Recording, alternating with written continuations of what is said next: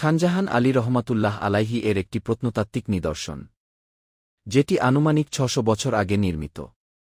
এই মসজিদটি বাগেরহাট অবস্থিত এবং এটি রেজাখোদা বা জিন্দাপির মসজিদ নামেও পরিচিত। আর এখানে যে কবরগুলো দেখছেন এগুলো সেই পুরনো আমলের কবর যেনারা এখানে ইসলাম প্রচার করতে এসেছিলেন।